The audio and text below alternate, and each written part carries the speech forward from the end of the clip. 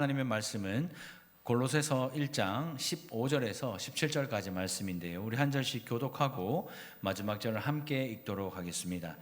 제가 먼저 읽겠습니다. 그는 보이지 아니하는 하나님의 형상이시요 모든 피조물보다 먼저 나신 이시니 만물이 그에게서 창조되되 하늘과 땅에서 보이는 것들과 보이지 않는 것들과 혹은 왕권들이나 주권들이나 통치자들이나 권세들이나 만물이 다 그로 말미암고 그를 위하여 창조되었고 함께요. 또한 그가 만물보다 먼저 계시고 만물이 그 안에 함께 섰느니라. 아멘. 교회에서 또 우리가 신앙생활할 때 신앙생활에서 가장 중요한 것이 무엇일까요? 맞추면 바로 예배 마치도록. 교회에서 신앙생활에서 가장 중요한 것이 무엇일까요? 여러분들은 무엇이라고 생각하십니까? 예? 하나님. 그죠? 예배를 드려야 되니까 뭐가 있어야 돼요? 예? 예? 순종이 있어야 돼요. 아니 예배를 드리려고 하면 예배당이 있어야 될 거 아닙니까? 아니 예배당이 있어야 지금 이렇게 앉아가 예배를 드리죠. 그럼 교회에서 신앙생활 할 때 중요한 건 예배당입니다. 또요. 이 예배당을 또 하고 또 이렇게 뭐 잘 꾸미고 또 교회를 잘 이끌어 나가려고 하면 뭐가 필요하죠? 예? 그렇죠. 돈이 필요하지. 그러니까 신앙생활 할 때 교회 생활 할 때 돈이 중요합니다. 그런데요. 예배당도 있고 돈도 있는데 뭐가 없으면 안 돼요? 여러분 자꾸 순종도 성도가 없으면 돼요, 안 돼요? 안 되지. 예배당도 있고 돈은 많은데 앉아있는 성도 아무도 없으면 무슨 소용이 있습니까? 그래서 성도 여러분들이 참 중요해요. 예배당도 중요하고 돈도 중요하고 성도인 여러분들도 중요하고 또 중요한 한 사람이 있어요. 누구죠? 누굽니까? 목회자겠죠. 여러분들 예배당도 있고 돈도 있고 성도도 있는데 목사 없이 여기 없다 생각합니다. 그럼 앉아가 뭐 할 깁니까? 말씀을 들으려면 목회자가 중요하죠. 그러면 교회에서 신앙생활 할 때 돈, 예배당, 사람, 목회자 중요합니다. 그런데요, 교회와 신앙생활 할 때 이것과는 비교할 수 없이 중요한 한 분이 계시는데 바로 이분이죠. 같이 한번 읽어볼까요? 누구요? 예수입니다. 교회와 신앙생활에서 예수보다 중요한 것은 없어요. 교회가 있고 예배당이 있고 돈도 있고 성도도 있고 목회자도 있지만 여기에 예수 그리스도가 이 자리에 존재하지 않으면 아무 소용없고 무의미한 인생이고 교회일 뿐이다라는 것이죠. 그래서 우리의 신앙의 연수가 많아질수록 예수를 믿는 날이 더 많아질수록 우리는 예수를 더 많이 알고 더 많이 사랑하고 더 많이 닮아가는 것이 교회와 신앙생활에서 제일 중요한 핵심입니다. 여러분들 왜 신앙생활 하세요? 이런 질문을 받으면 이에 대한 답이 뭐예요? 뭐죠? 예수를 더 많이 알고 더 많이 사랑하고 더 많이 닮아가는 것. 누구를요? 예수를요. 우리 신앙생활에서 예수를 빼면 아무것도 아닌 겁니다. 의미가 없는 거죠. 이 달산교회에서 예수를 빼면 이 교회는 무의미한 교회가 되는 것이죠. 여러분들의 삶에 예수를 빼면 여러분들의 삶은 아무것도 아닌 것입니다. 우리가 인격을 잘 다듬어서 다른 사람들에게 인정받는 것, 그게 중요한 게 아닙니다. 우리가 교회에 나와서 열심히 헌신하고 봉사하고 내 청춘 열정 다 바치는 것, 그게 중요한 게 아니에요. 죄와 허물이 많은 우리가 예수님을 닮아가고 예수님을 담아내는 것이 영광스러움이라는 거예요.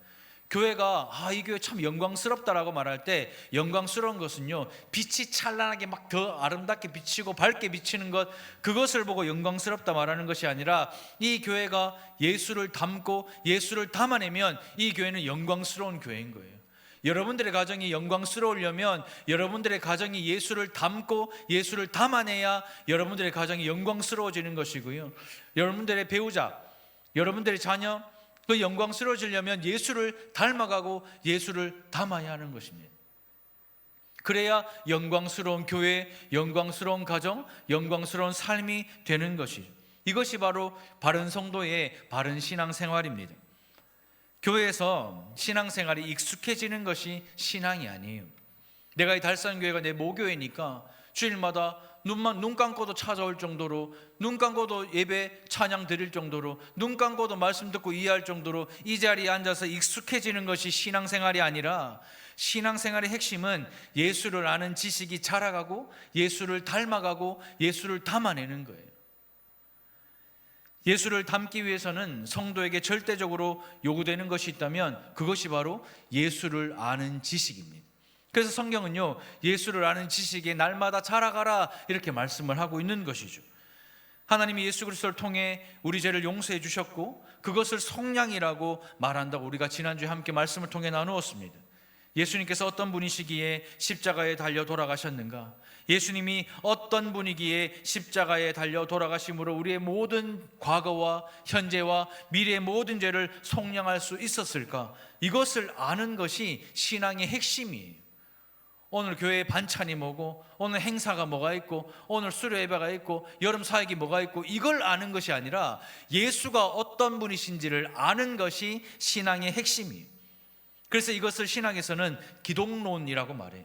그래서 우리 목회자들이 신학교에 가면 이 기독론이라는 것을 3년 내내 배웁니다.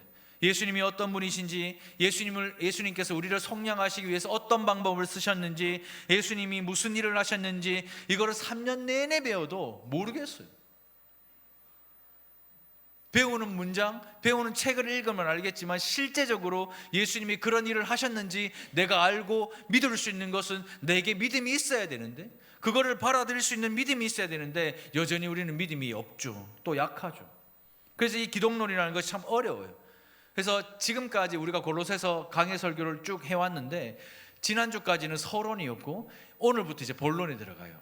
본론에 들어간다는 말은 잠자기 좋은 시간이라는 말. 잠자기 오늘부터 좋은 시간입니다. 오늘 막 잠 잘 옵니다. 사고를 하지 않으면 여러분들은 오늘 예배 시간에 푹 꿀잠을 자게 할 거예요. 근데 사고를 하면 없던 믿음도 생기게 될 겁니다. 오늘 말씀을 들으시면서 좀 어렵지만, 신학적이라 좀 어렵지만 그래도 내가 믿는 예수님이 어떤 예수님이신지를 여러분들이 알고 믿어야 되는 거예요.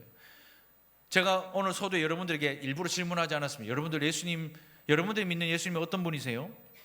한번 물어보고 싶었어요. 물어보면 여러분들의 답은 뻔합니다. 하나님의 아들 아니에요, 메시아 아니에요, 구세주 아니에요, 사랑 아니에요.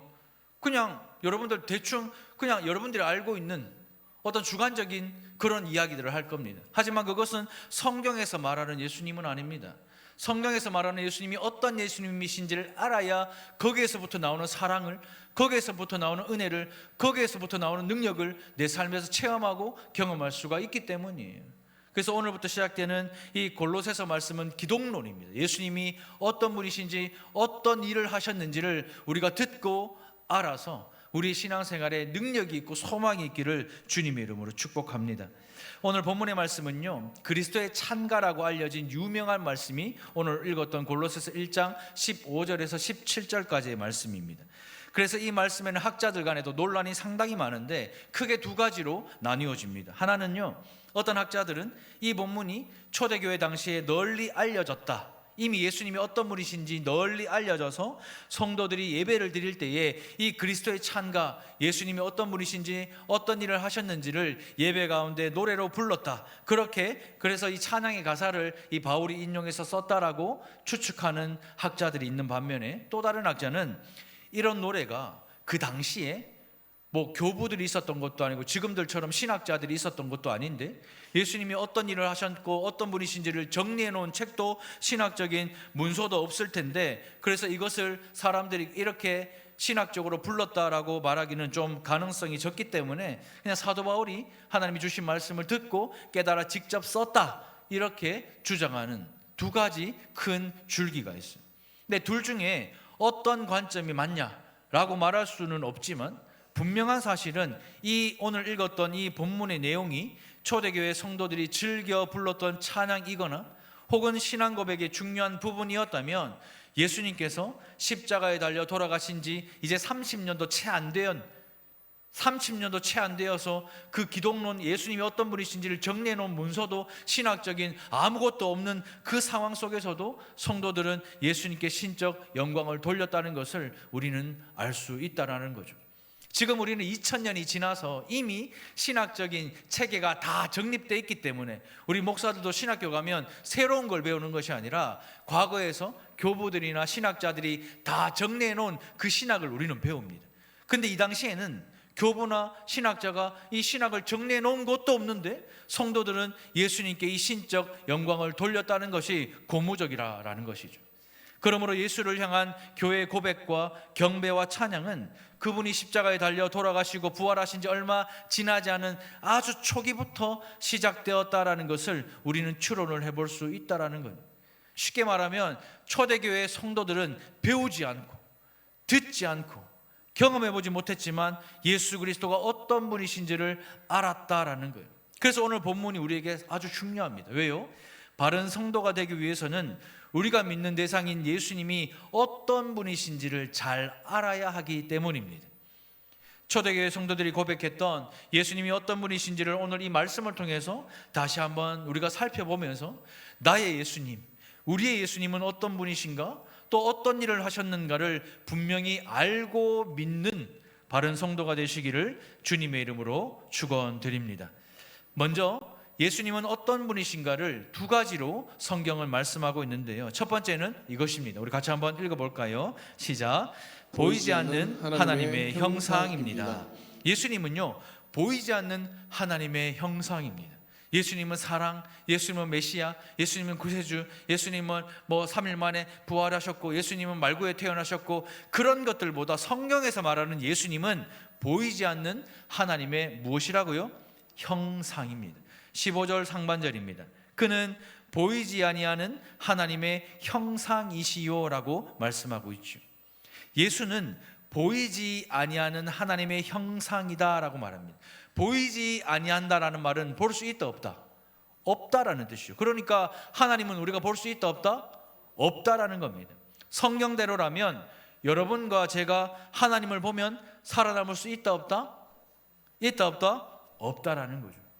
우리가 이 땅에서의 성화를 마치고 죽음 이후에 주님이 다시 오실 때에 우리가 영화로운 몸이 된다면 그때는 우리가 눈으로 하나님을 보게 될 것입니다.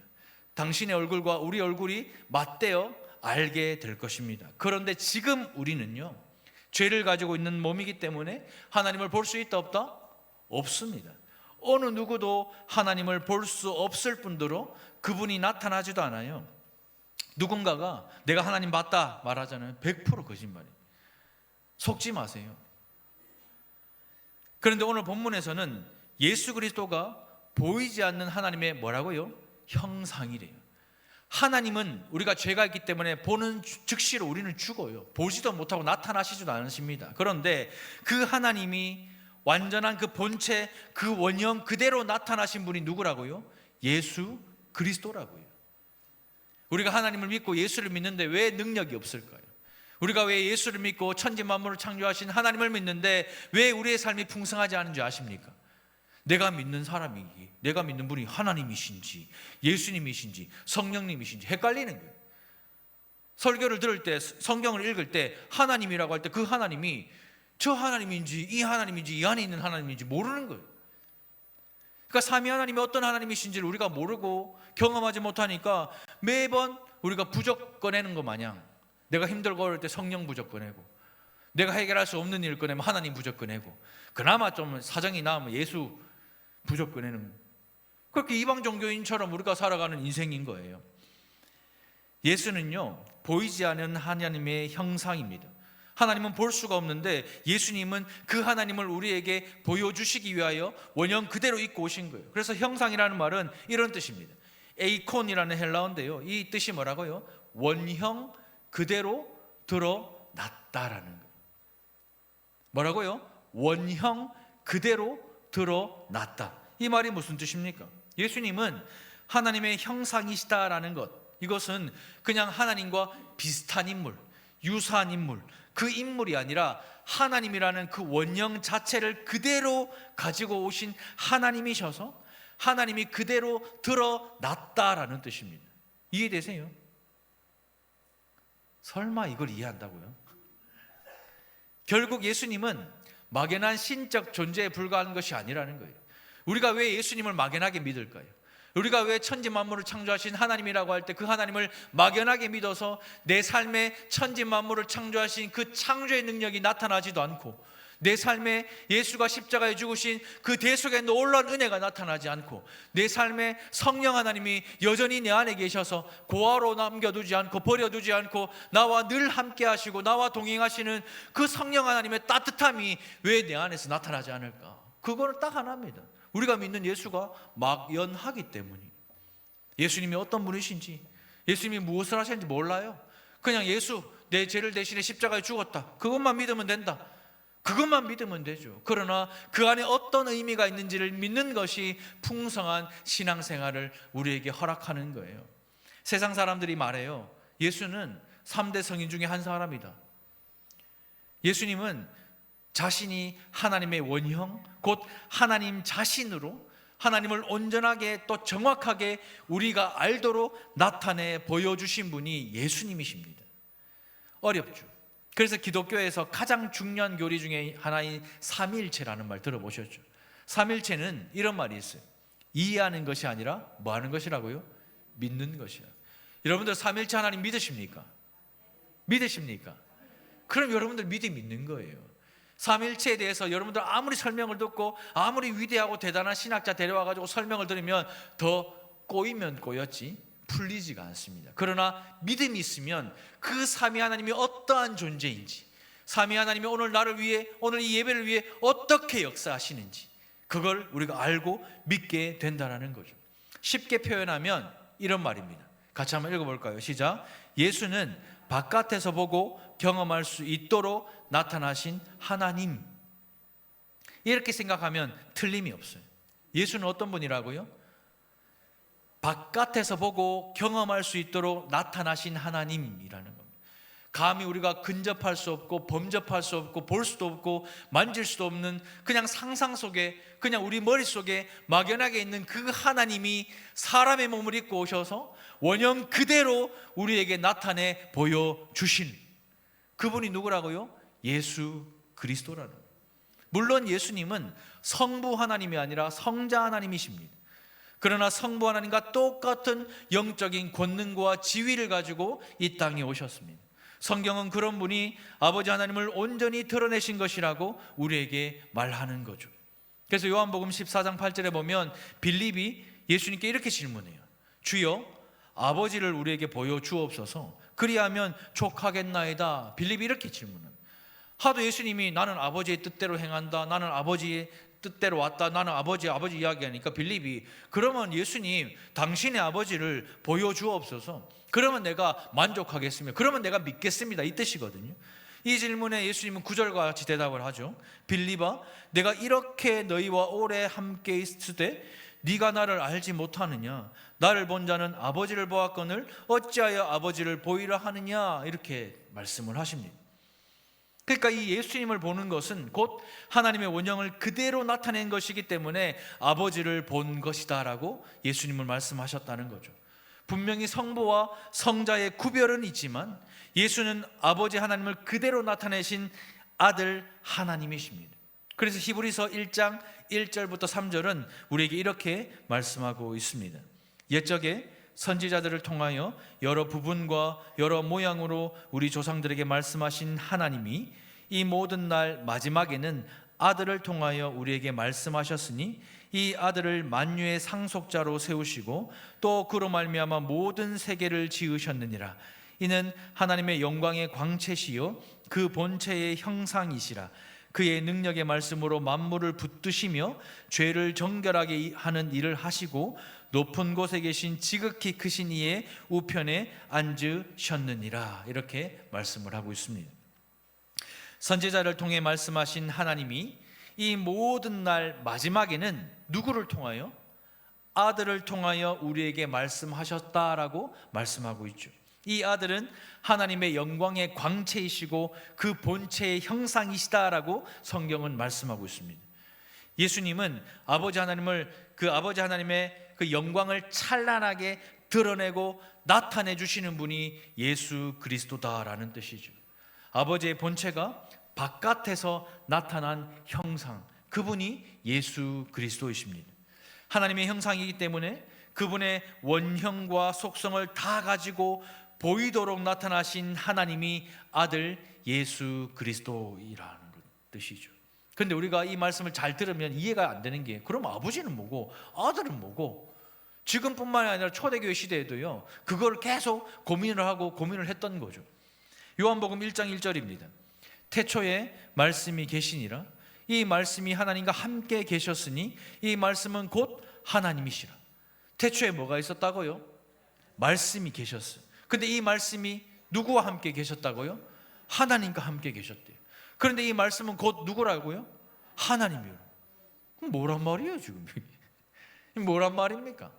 태초에 말씀이 계셨고 말씀이 하나님과 함께 계셨는데 이 말씀은 곧 또 하나님이래요. 분명히 구별은 되는데 이 말씀과 하나님은 한 분 하나님이시라 합니다. 성경은 예수님을 성부 하나님과 똑같은 영광과 존귀와 능력이 있다고 말씀하십니다. 그래서 아버지와 똑같은 아들로서 하나님의 형상이라고 예수를 표현하고 있는 것이죠. 예수님에 대한 이 믿음이 없으면 우리가 믿는 이 예수는요, 그냥 종교적인 개념으로 어떤 막연한 신적인 존재로 생각하고 믿게 되는 거예요. 그래서 우리가 신앙생활을 수십 년을 하고 죽을 때까지 우리가 신앙생활을 해도 예수 그리스도를 인격적으로 만나지 못하는 이유가 바로 이 이유인 거예요. 예수는 종교적인 개념과 막연한 신적 존재로 내가 생각하고 믿는 겁니다. 일주일 내내를 살아도 일주일 한 주 내내 예수 그리스도가 살아계신 주님이 내게 나타나시고 내게 말을 거시고 내게 함께 하시고 나의 삶을 붙들어 주시고 나의 삶을 지켜주시고 나의 삶을 딱 붙들어 온전하게 해주시는 경험과 느낌이 없는 거예요. 그러니까 세상에서 늘 실패하고 늘 좌절하고 늘 낙심하고 살다가 주일날 교회 오면 살아계신 주, 그래 맞다 주님 살아계시지 하고 또 세상에 나가면 죽어 없어지는 것이 예수잖아요. 부활절에만 예수님 부활하시고 내년 부활절 돼야 또 부활 안 합니까? 그렇게 예수 믿는 것이 우리잖아요. 그런데 성경은요, 아버지와 아들로 구별은 되지만 아버지 하나님의 본체가 그대로 나타난 아들 하나님으로 예수를 우리에게 가르치고 있는 것입니다. 아버지와 아들이시지만 동시에 한 분 하나님이시고 예수는 아버지 하나님의 원형과 본체를 그대로 드러내어 보이시는 아들 하나님이시라는 사실을 반드시 기억하시기를 바랍니다. 두 번째는요, 이런 분이십니다. 우리 같이 한번 읽어보겠습니다. 시작. 모든 피조물보다 먼저 나신 분입니다. 15절 하반절을 보면 이렇게 되어 있죠. 모든 피조물보다 먼저 나신 이시다 이렇게 되어 있어요. 근데 우리가 이 예수님에 대해서 자꾸 오해를 하는 게 먼저라는 이 단어 때문에, 모든 피조물보다 먼저 나신 이라고 하니까 이 먼저라는 단어 때문에 사람들이 헷갈려하는 거예요. 이 먼저라는 개념은 시간적으로나 신분적으로나 매일 제일 먼저라는 그 순서의 개념이 아니라는 겁니다. 피조물이 있기보다 먼저 계셨다라는 것이죠. 그렇다면 피조물과 어떤 면에서 구별이 되는가? 피조물이 생긴 순간보다 먼저 예수님은 살아 계셨다라는 뜻입니다. 피조물을 만들 때 예수님 먼저 만들고 그 다음부터 쭉 달아 만든 것이 아니라 모든 피조와 모든 천지와 만물을 창조하시기도 전에 예수님은 계셨다라는 뜻이죠. 다르게 표현하면 그분은 피조물 곧 창조되신 분이 아니라는 것이죠.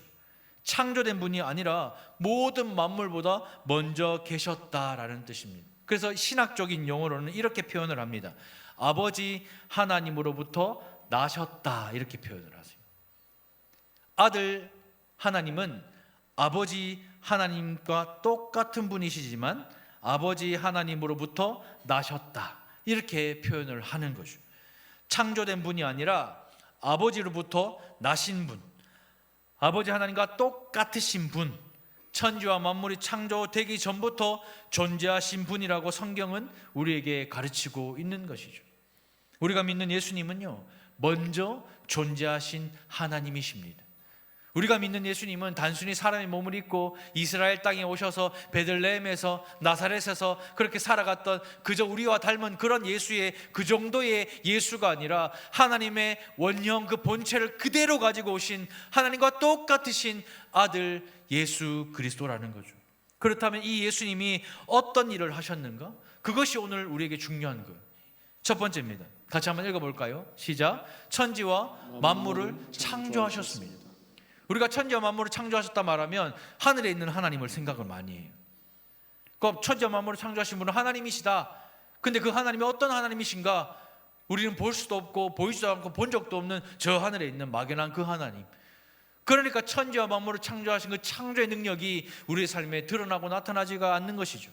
16절에 보면요, 만물이 그에게서 창조되되 하늘과 땅에서 보이는 것들과 보이지 않는 것들과 혹은 왕권들과 주권들이나 통치자들이나 권세들이나 만물이 다 그로 말미암고 그를 위하여 창조되었고라고 말씀하고 있습니다. 먼저 계신 예수님이 만물을 창조하셨다라고 성경은 말씀하고 있습니다. 이것이 성경이 말하는 예수님의 모습입니다. 우리가 생각하는 예수님은 십자가에 달려 힘없이 죽어갔던 그냥 그저 그런 예수님이시지만, 성경은요, 그 예수가 어떤 분이신가, 천지와 만물을 창조하신 분이시다 말씀합니다. 창세기를 보면요, 하나님이 빛이 있으라 하시니 뭐가 있었죠? 빛이 있었습니다. 말씀으로 천지 만물을 창조하셨습니다. 다시 말하면 이 뜻이죠. 우리 같이 한번 읽어볼까요? 시작. 하나님이 천지 만물을 말씀으로 창조하실 때 아들 하나님을 통하여 창조하셨다라는 뜻입니다. 천지와 만물을 창조하신 하나님이라고 말할 때 그 하나님은 당연히 우리가 볼 수 없고 보지 않고 보지 못했던 그 하나님이 천지와 만물을 창조하셨지만, 그 천지와 만물을 창조하실 때 무엇으로 창조하셨다고요? 말씀으로요. 그 말씀이 누구라고요? 예수 그리스도라고요. 그러니 천지와 만물을 말씀으로 창조하실 때 누구를 통하여 창조하셨다고요? 아들 예수 그리스도를 통하여 천지와 만물을 창조하셨다라는 뜻입니다. 에베소서 1장을 보면요, 성부와 성자와 성령 삼위 하나님이 우리의 구원을 위하여 어떻게 동력하는지 그 모습이 나오거든요. 그 모습을 보면 성부 하나님은 이미 창세 전부터 우리에게 하늘에 속한 모든 신령한 복으로 복 주시기로 결심을 하십니다. 그리고 그 아버지 하나님의 계획과 뜻을 누가 실행에 옮기시죠? 누가 실행에 옮기십니까? 직접 예수 그리스도죠. 그래서 예수님이 십자가의 속량 죄사함을 우리에게 주신 겁니다. 아버지 하나님의 계획과 뜻을 아들 하나님이신 예수께서 그 십자가에서 계획을 실행하시고, 그렇게 실행한 아들 하나님의 그 귀한 사역을 누가요? 성령 하나님이 우리 각자의 삶 속에 적용시켜 주시는 겁니다. 그분이 삼위 하나님이시고, 그 삼위 하나님이 오늘 이 시간에도 우리를 구원하기 위하여 함께 동력하고 계시는 거예요. 하나님이 우리를 구원하기 위하여 창세전부터 미리 작정하시고, 그 작정한 일들을 누가 이루어야 되는데 그 이루실 분이 누구십니까? 아들 하나님이신 예수 그리스도이시고, 그 예수님이 십자가에 죽으시면서 우리를 고아와 같이 내버려 두지 않으시고 또 다른 보혜사 되시는 누구요? 성령 하나님을 우리 가운데 보내셔서 오늘도 우리가 하나님과 함께 살아가도록 만들어 주신 거예요. 그분이 삼위 하나님이시고 삼위 하나님의 놀라운 동력이시며 사역이십니다. 그 사역은 지금도 멈추지 않고요, 지금 이 시간에도 멈추지 않고 있는 거예요. 그래서 제가 흔히 농담 삼아 이야기합니다. 예배 시간에 이렇게 조는 사람은 삼위 하나님의 사역보다 더 강한 사람이에요. 천지와 만물을 창조하시고 십자가에 죽으시며 모든 죄를 사하시고 지금도 우리와 함께 하시는 그 하나님의 능력보다 강한 사람은 주무세요. 주무실 수 있어요. 그런데 우리 모두는 그렇지 않습니다. 성경 66권을요 종합해서 정리하면 저는 딱 이 문장으로 정리할 수 있다고 생각합니다. 같이 한번 읽어볼까요? 시작. 아버지 하나님이 천지와 만물을 창조하기로 결심하시고 아들 하나님이 실행하시고 성령 하나님이 그 창조된 만물을 보존하십니다. 이렇게 믿으면 딱 맞습니다. 우리가 믿는 삼위 하나님은 이런 하나님이십니다. 우리가 신앙생활을 여러분들 오래 했죠. 이 자리에 앉아있는 분들 중에 이 달산교회가 태어날 때부터 60년이 넘도록 신앙생활을 하신 분들도 있을 겁니다. 그런데 이런 말씀을 처음 듣는 분들도 분명히 계십니다. 아니, 들어야 하는데 듣지 못한 분들이 분명히 있을 겁니다. 그런데요, 이해가 안 될 거예요. 제가 앞에서도 말씀을 드렸듯이 이것은 이해의 영역이 아니라 하나님 우리에게 믿음이라는 선물을 주시면 믿어지는 믿음의 영역이기 때문이에요. 그래서 예수 믿는 것이 쉽다 어렵다? 쉬울까요 어려울까요? 어때요? 예수 믿는 게 쉬워요 어려워요? 정말 어려운 겁니다 여러분들. 근데 여러분들 얼마나 쉽게 믿어요? 버스 타면 교회 앞에 내놔주제, 교회 오면 시원하게 앉아가 말씀 듣제, 목사가 설교하제, 끝나면 밥 먹재, 오후에도 예배 있재. 얼마나 시원하게, 얼마나 편안하게 믿어요. 근데 예수 믿는 것은요, 어려운 거예요. 예수님이 어떤 분이신가를 내가 이해하고 받아들이는 것은요, 나의 능력, 인간의 능력을 벗어나는 것이기 때문에 어려운 거예요. 그래서 예수를 많은 사람들이 못 믿는 거예요. 안 믿는 게 아니고 못 믿는 거예요. 믿으려면 하나님 믿음이라는 선물을 주셔야 되거든요. 우리에게 이미 창세전에 구원하려고 작정한 우리 모든 성도에게 믿음이라는 선물을 주셨기 때문에 지금 우리가 이 자리에 앉아 있는 겁니다. 근데 그 선물이 없는 자들은 아무리 예수님이 어떤 분이신지 이야기해도 못 알아들어요. 안 믿는 거죠. 근데 우리는요, 믿게 되어진 거예요. 그래서 우리가 오늘 이 설교를 들으면 이해는 안 돼요. 아니, 삼위 하나님 도대체 뭐라? 이해는 되지 않지만 우리 안에 살아계신 삼위 하나님께서 날마다 동행하시고 함께 하시는 그 느낌으로, 그 신앙적인 영적인 느낌으로 우리가 오늘 살아가는 겁니다. 근데 그것조차 없는 성도들이 얼마나 많은지 몰라요. 성경은요, 아버지 하나님의 마음을 받들어서 천지와 만물을 만든 주체가 아들 하나님 곧 예수라고 말씀하고 있습니다. 그러니 쉽게 말하면 예수께서 가을이 되면요, 들녘에 누런 그 곡식들 전부 예수님이 만들어 주신 것이고, 형형색색 아름다운 단풍들, 또 산들, 아름다운 자연들 누가 만들었다고요? 예수 그리스도가 만드셨고요. 하늘의 수많은 별도, 천지와 만물도 다 누가 만들었다고요? 예수 그리스도가 만드셨습니다. 또한 하나님은 보이는 것만 만드시지 않았습니다. 우리 안에 있는 영도요, 천사도 하나님이 다 만드셨어요. 그러나 세상은 보이는 것만 인정하고 만져지는 것만 인정하려고 합니다. 그래서 세상 사람들이 돈 좋아하는 이유가 뭐예요? 돈 좋아하는 이유, 그건 하나죠. 자기의 몸만 생각하기 때문이에요. 많은 돈을 벌어 무엇을 먹고 무엇을 입고 무엇을 마셔야 하기 때문에 사람들은 몸만 생각하고 사는 겁니다. 그런데 우리 예수 믿는 사람들은 몸을 생각하며 사는 것이 아니라 저 천국, 저 하늘, 우리 다시 돌아갈 본향, 그 땅을 생각하며 이 땅을 살아가는 거예요. 하지만 성경은요, 눈에 보이는 물질적인 존재, 눈에 보이지 않는 영적인 존재, 하늘에 있는 것과 땅에 있는 모든 것을 누가 만드셨다고요? 예수 그리스도께서 만드셨다라는 겁니다. 우리가 하나님 보지도 않고 보이지도 않고 본 적도 없는 저 하늘에 있는 하나님이 만들었다 생각하니까 환경이 이렇게 파괴되고 오염되는 거죠. 텀블러 안 갖고 다니는 이유도 그 이유입니다. 예수님이 만드셨어요. 우리가 믿는 분은 예수 그리스도십니다. 우리가 예수 그리스도를 믿는다면 우리는 하나님을 본 사람들이에요. 본 성도들이에요. 그럼에도 불구하고요, 우리는요, 날마다 목이 말라요. 여러분들 세상을 살면서 왜 목이 마른지 아십니까? 소금물을 먹기 때문이에요. 소금을 먹으면요, 잠깐은 해갈이 돼요. 그런데 조금 시간이 지나면 더 목이 마르죠. 더 타들어가죠. 그게 소금의 역할입니다. 세상에서 소금이 되라 했는데 우리는 소금을 먹고 앉았어. 소금이 돼서 부패를 하지 않도록 우리가 거룩을 지켜야 되는데 이제는 우리가 막 소금을 막 씹어 먹기 시작한 거예요. 왜요? 목이 마르니까. 사람은요, 하나님을 경험하고 그분의 은혜를 누리기 전에는 어떤 것을 소유하거나 성취해도 만족함이 있다 없다? 없어요. 제네시스 G90 타잖아요. 진짜 좋은 차잖아요. 그거 타면 그 다음 차 안 타고 싶겠어요? 람보르기니 우르노스인가 뭐 우로스인가 뭐 우루산가 뭐 그거 타면 그 다음 차 안 타고 싶겠어요? 타고 싶지. 집을요, 좋은 집에 이사를 갔어요. 30년 40년 구닥다리가 됐어요. 그러면요, 더 좋은 집에 가고 싶지. 그게 목마름이에요. 그 목마름은 우리 누구에게나 다 있어요. 그러나 하나님을 경험하지 못하고 하나님을 소유하지 못하고 그 예수님을 올바로 믿지 않으면요, 만족함이 없는 겁니다. 하나님의 형상대로 지음을 우리는 받았기 때문에 주님 한 분만으로 만족할 수 있어요. 예수님 한 분만으로만 우리가 만족을 누리고 느낄 수가 있어요. 하나님의 형상대로 지음을 받았다는 것은 다른 피조물과는 달리 영적인 존재라는 뜻입니다. 우리는요, 영적인 존재예요.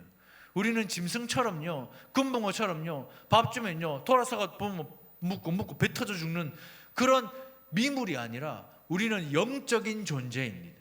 우리는 하나님의 형상을 따라 지음받은 하나님의 자녀입니다. 믿으십니까? 그렇다면 우리에게 목마름이 없어야죠.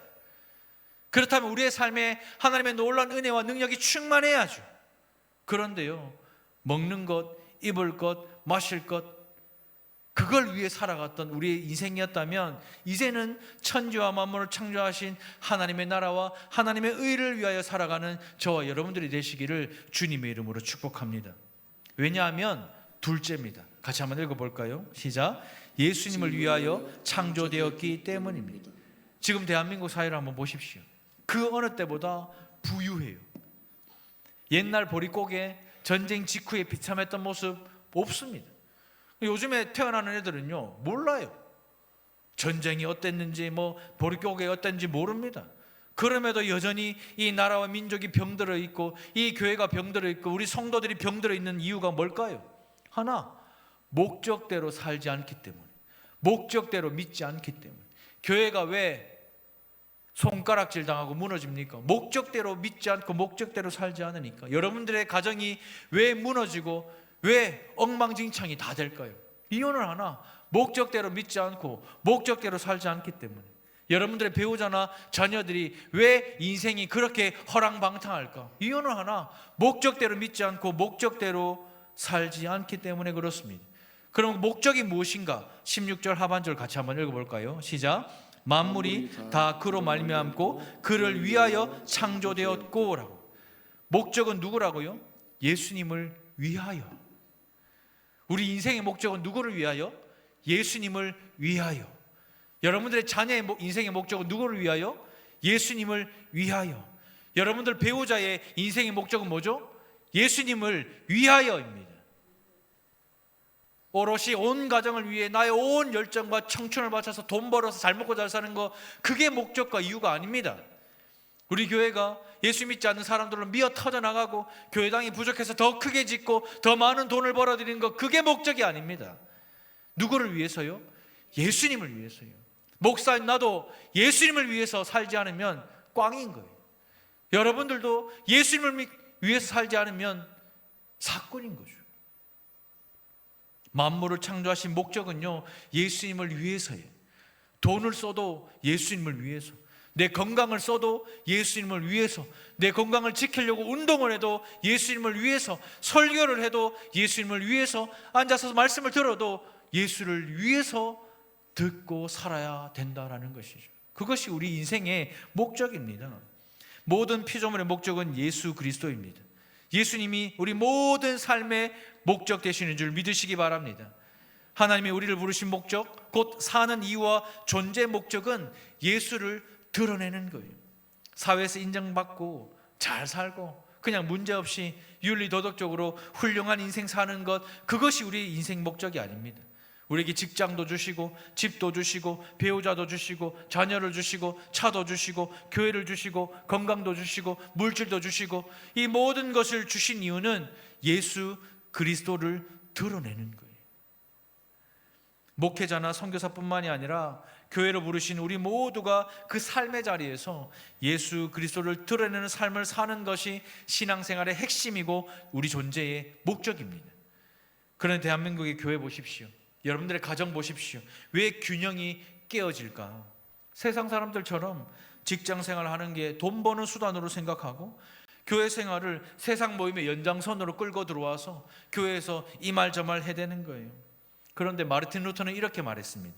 목동들이 소젖을 짜는 것이나 강단에서 설교하는 것이나 전부 하나님을 영화롭게 하는 것. 동의되세요? 목사라고 이 자리에 서서 설교하는 것만 영광스럽고 영화롭게 하나님을 만드는 것이 아닙니다. 여러분들의 삶에서 밥을 먹는 것도, 여러분들의 삶에서 운전을 하는 것도, 여러분들의 삶에서 자녀들을 섬기는 것도, 여러분들의 삶에서 부모를 섬기는 것도, 여러분들의 직장에서 열심히 일하는 것도, 숨을 쉬는 것도, 밥을 먹는 것도, 모든 것, 그 모든 것이 다 하나님을 영화롭게 하는 거예요. 아멘이십니까? 자녀를 잘 양육하는 것도 우리의 목적 아닙니다. 양육도 하나님이 부모에게 자녀를 위탁하신 줄로 믿기 때문에 우리가 믿음으로 양육해야 되죠. 그런데 우리 자녀 보십시오. 자녀 인생이 주인이 되고 싶어가지고 이래라 저래라, 내가 그린 자녀들의 인생 멋진 그림 위에 우리 자녀들은 색칠만 예쁘게 잘해주기를 바라죠. 하나님이 이미 우리 자녀들에게 밑그림 다 그려놓고 우리 자녀들이 다 해야 되는데 우리는 지금 밑그림 수정하기 바빠. 하나님께서 밑그림을 다 이렇게 사역자로 다 해놨는데 자꾸 고치려고 막 하고 이러니까 이게 자식들과 부모가 이제 문제가 생기는 거죠. 우리 인생의 목적은요, 예수 믿는 맛이 무엇인지를 알려면요, 예수를 위해 살아야 되는 거예요. 제가 청소년 시기에 맨날 첫날 사고치고 정말 대학생활하면서 진짜 허랑방탕하게 살면서 나는 결국 그 허랑방탕의 끝은 뭐냐? 나는 쓸모없는 인간이구나. 나는 쓸데없구나. 왜요? 교회만 와도 나를 보는 사람이 니 뭐가 될래? 니 커서 뭐 먹고 살래? 동네만 가면 니 뭐가 될라 카노? 맨날 듣던 얘기가 그 얘기니까 그 인생의 끝은 나는 쓸모없는 인간이네. 내 인생은 진짜 보잘것없는 인생이네. 이렇게 결말이 되더라고요. 그래서 사람들이 죽나 봐요. 그렇게 쓸데없이 그런 시간을 보내다가 제가 예수님을 진짜 인격적으로 만났을 때 제 안에 처음 하나님이 주신 말씀이 너도 존귀하다. 너를 통해서 내가 영광을 받고 싶다. 딱 처음 들린 음성이 이 음성이었어요. 그리고 이전의 삶을 뒤로하고 예수님께서 나를 부르신다면 내가 그 어떤 자리라도 주저하지 않고 내가 주를 위해 살겠다. 이렇게 결심을 했는데 목회자로 부르셨어요. 충격적이에요. 어떤 직업을 가지느냐, 그게 중요한 게 아니라는 거예요. 주님을 위해서 내 인생이 부름받았다는 그 인생의 목적을 깨닫게 되니까 영광스럽더라고요. 성적도 엉망진창이고 삶의 수준도 엉망진창이지만 예수님이 나와 함께 하신다는 사실을 믿게 되니까 내 삶이 영광스러워지더라고요. 내가 가는 곳마다 영광스러워지더라고요. 그게 예수 믿는 맛입니다. 그런 예수님의 부르심이 우리 모두에게 있습니다. 왜요? 우리는 예수님을 위해 존재하기 때문입니다. 그뿐만이 아니라 17절을 한번 같이 읽어볼까요? 시작. 또한 그가 만물보다 먼저 계시고 만물이 그 안에 함께 섰느니라. 이 섰느니라 할 때 함께 섰다라는 말은 이 뜻입니다. 만물이 유지될 수 있도록 붙들다라는 뜻입니다. 만물이 예수 안에서 유지될 수 있도록 붙들림을 받고 있다라는 뜻입니다. 쉽게 말하면 예수님께서 여러분들의 가정을 붙들고 계신 거예요. 예수님께서 여러분들의 자녀를 붙들고 계시는 겁니다. 살아계신 예수님께서 여러분들의 삶을 붙들고 계시고 살아계신 예수님께서 우리 달산교회를 붙들고 계시는 거예요. 그런데 무슨 근심이 있고 그런데 무슨 걱정이 있고 그런데 무슨 염려가 있습니까? 사나 죽으나 누구를 위해서 사는데요? 예수 그리스도를 위해 사는 인생 되시기를 주님의 이름으로 축복합니다. 우리 주님이 딱 붙들고 있어가지고 무너지지 않도록 넘어지지 않도록 쓰러지지 않도록 붙잡아 주시는 분이 주님이십니다. 그래서 이 세상의 모든 역사는요 사람 손에 달려있는 게 아닙니다. 힘이 있는 강대국에 달려있는 것이 아니라 사람이 태어나는 것, 죽는 것, 심지어 여러분들이 앉고 일어나는 것 모두가 누구에게 달려있다고요? 예수 그리스도에게 달려있어요. 예수님이 주셔야 받을 수 있고 가져가시면 도리가 없어요. 우리 인생을 주관하시는 분은 예수 그리스도이십니다. 그러므로 예수 그리스도를 인격적으로 만나 그분을 구주로 영접하십시오. 걱정, 의심이 전혀 없을 것입니다. 우리 인생의 모든 것은 다 예수님의 손에 달려 있습니다. 예수 믿고 죄 사함 받아 하나님의 자녀가 되십시오. 우리를 위해 자신의 몸 버리기를 주저하지 않으셨던 예수를 믿고 삶의 목적대로 살아가는 바른 성도가 되시기를 주님의 이름으로 축원드립니다. 말씀을 맺겠습니다. 예수님은요 좋은 분이시죠. 그런데 성경은요 예수님은 보이지 않는 하나님의 형상이시고 만물보다 먼저 존재하신 하나님이시라고 말씀해요. 천지와 만물은 예수님을 위해서 창조되었습니다.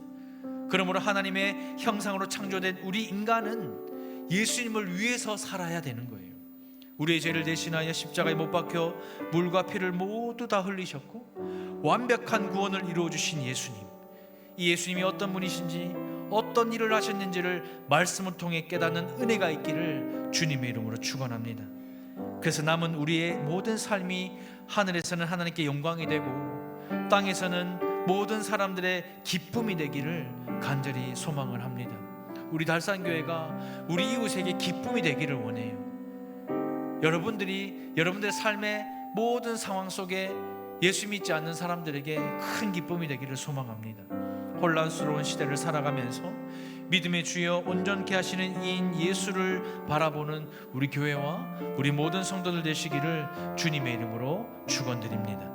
우리 지금 말씀을 생각하면서 잠시 기도할 텐데요, 내가 믿는 예수님은 어떤 예수님이셨는지 한번 생각해 볼까요?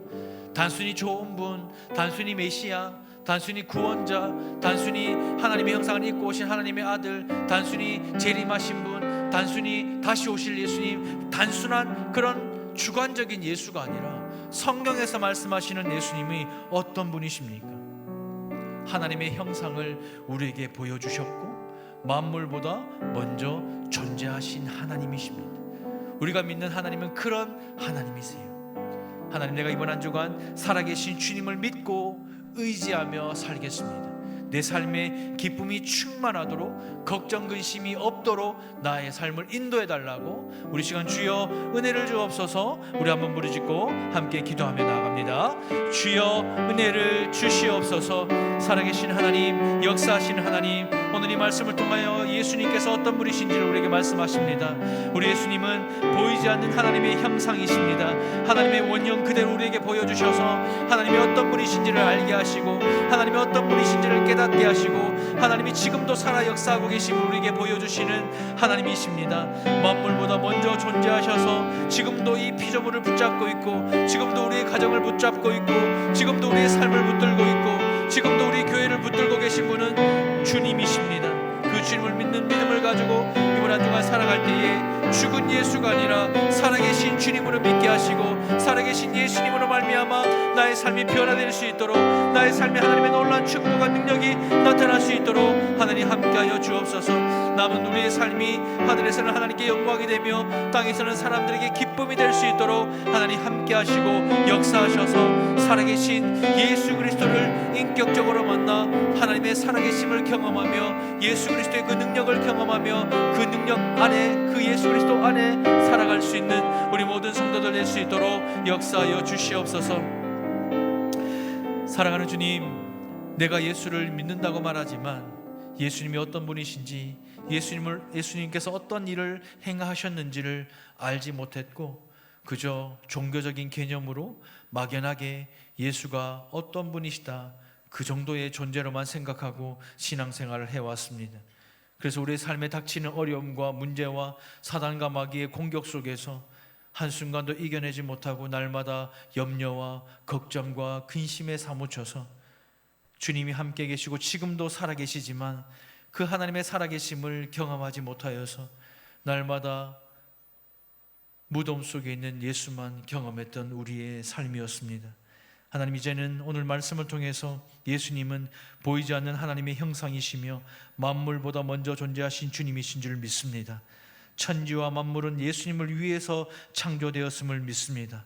그러므로 우리 또한 예수님을 위해서 살기로 결단하오니 하나님 은혜를 다하여 주시옵소서. 남은 우리의 삶이 하나님께는 영광이 되고 모든 사람들에게는 기쁨이 될 수 있도록 살아계신 주님을 믿고 의지하며 살아가는 이번 한 주가 되게 하여 주시옵소서. 죽은 예수가 아니라 살아계신 예수 그리스도를 믿고 그 능력으로 살아가는 이번 한 주가 되게 하여 주시옵소서. 모든 말씀 살아계신 예수님의 이름으로 기도드립니다. 아멘. 이 시간 몸이 불편하지 않으신 분들은 괜찮으시다면 다 같이 자리에서 일어나셔서 우리 살아계신 주 이 찬양을 우리 하나님께 올려드릴 텐데요, 이 가사의 내용을 생각하면서 우리의 신앙 고백, 우리 교회의 신앙 고백이 되기를 간절히 소망합니다. 우리가 후렴 살아계신 주 나의 참된 소망, 이 후렴을요 우리의 입술로 한번 우리 고백하고요 이 찬양을 주님께 올려드릴 텐데, 우리가 이 찬양의 고백처럼 이번 한 주간 살기로 결단하는 마음으로 하나님께 찬양합니다. 살아계신 주 나의 참된 소망, 걱정 근심 전혀 없네. 사랑의 주님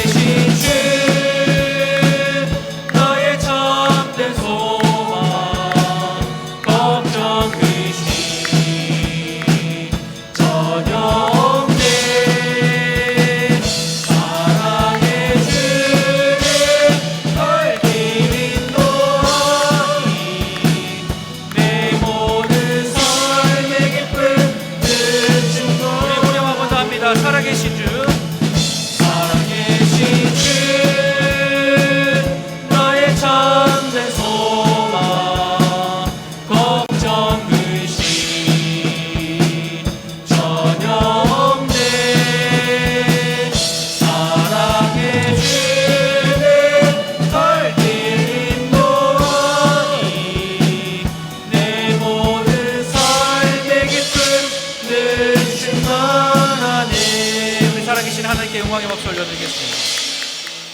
우리 예수님은 살아계십니다. 지금도 함께하고 계십니다. 영원히 우리와 함께 하실 것입니다. 그러니 이 세상을 살아가면서 걱정과 근심 내려놓으시고 우리를 사랑하시는 주님이 인도하시는 그 길로 순종하며 걸어갈 때에 이번 한 주간 우리의 삶에 놀라운 기쁨이 넘치게 되기를 주님의 이름으로 축복합니다.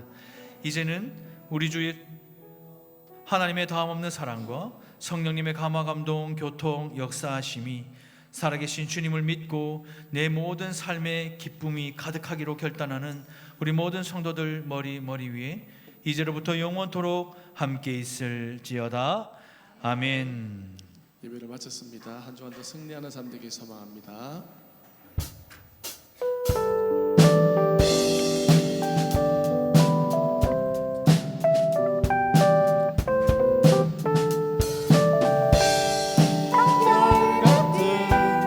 주의 사랑이 다시